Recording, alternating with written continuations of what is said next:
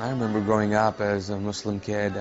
We grew up in the Middle East. We practiced, Islam. We would go pray, especially on Fridays. I remember going to the mosque on Friday. It was sort of a big deal. We practiced 5 times a day as well, and so everything that we did was pretty much centered around our beliefs. And I remember growing up in that culture, wanting a relationship with God, but knowing that this was it, that this was the religion that you go through, that Allah was the God that I served, and that Muhammad was his prophet, and the way to reaching Allah was to follow the teachings of Islam and follow the sayings of Muhammad, which are the hadiths. Growing up, I was used to Hindus, Sikhs, even Christians, or Catholics. I had friends who were Hindus, close friends, and so we talked about religion, but pretty much I'd settled in my mind that since I was born and raised a Muslim, I would always remain a Muslim. I'd heard about Jesus and sort of the gospel and what he did, but I was really not interested because to me at the time Islam was not just a religion, it was sort of a nationality.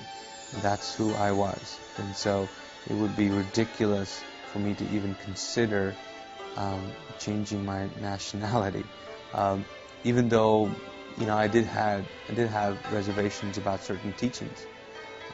The thing about Islam is that it really discourages questions. Questions and doubts are, not having a faith, and so that was discouraged. My brother was in college, and so he would come, in summer vacation, and he started talking about Christianity. He brought a Bible home, and we started to have, several debates on it. While that was going on, I was also attending a weekly meeting with my brother. They show a movie about the rapture. It really intrigued me, and they end the night with prayer. And as they close, I'm sitting in the back, and I flippantly say a prayer, which was pretty, bold, maybe ignorant, and arrogant. I pretty much said, listen, I don't know if you're really true, or I don't even believe this garbage, but if you're so true, why don't you just come down and show me? That was my prayer. Several nights after that, I was in my room, and it was about 11 or 12 o'clock at night, and I had just finished reading a novel, and put the book down and stretched on my bed.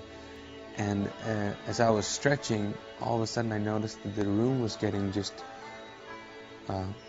dark, but not really physically dark. It was just getting weird and evil, and I was like, what's going on? And as I'm thinking these thoughts, something grabs me from my shoulders and drags me and pins me to my pillow.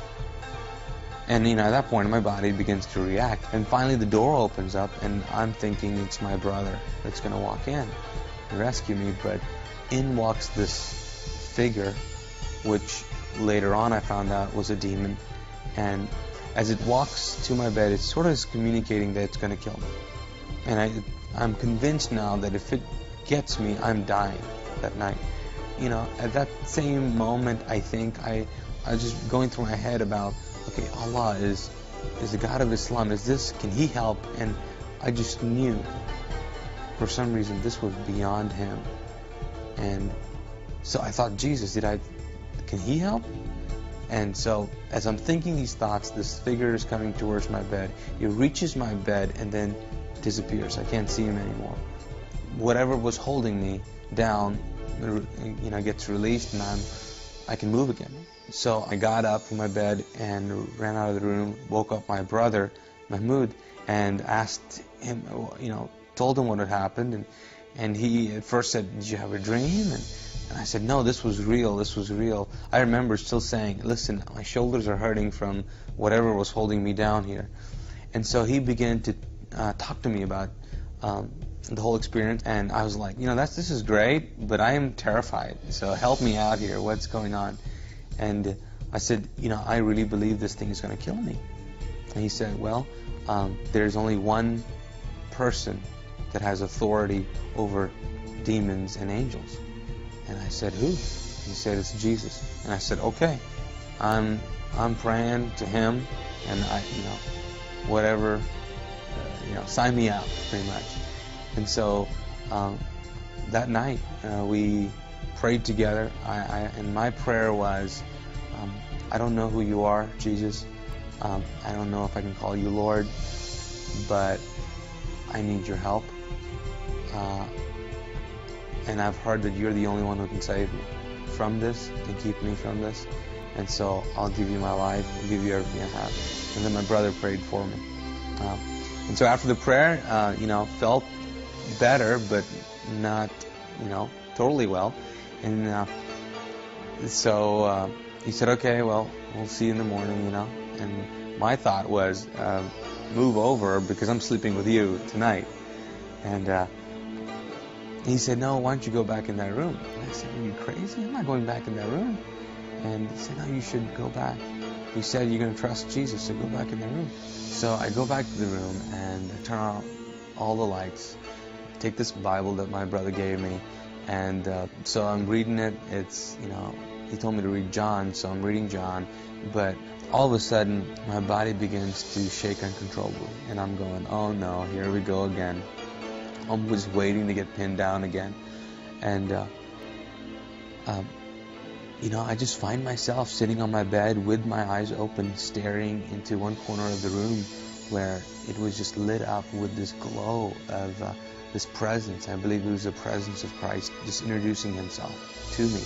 And I remember just looking in the corner of that room, and it was amazing to me because there was so much peace. I think the best way to put it is that the peace was so aggressive that it just took over every thought, feeling, emotion that I was feeling at the time. And there was utter peace. I don't think I've ever felt like that since.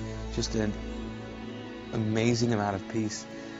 And I remember just staring, and what it actually did as well is it put me to sleep. I just remember just looking at it, and I think I said cool or something like that, and I fell asleep. After that night, I didn't know what to do. I knew that I had just experienced, Christ, and so I remember having conversations with my brother about salvation, and saying the sort of the, going through the Romans road, or the prayer which talks about, believing and accepting and confessing that Jesus is Christ, Lord, and so we kind of did that together. And then I remember even on TV when I would watch shows and they would talk about accepting Christ, I would do it again. So I think I've prayed the salvation prayer about 10 times or so. Just wanted to make sure. But it's radically changed my life. I think my life has been different, but my thoughts have been different now too. My views on God have radically changed. In the past, God was a far-off God in Islam. Not really relational. You kind of just did the deeds, and you're in hope for the best.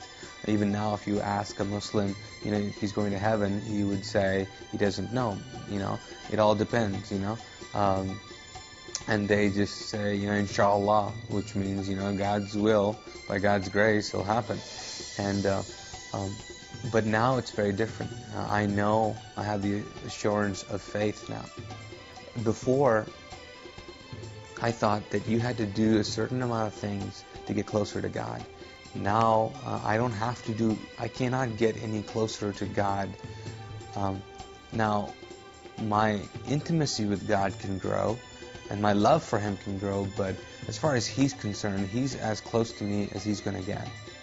I think that people long to be intimate and long to have people to know them.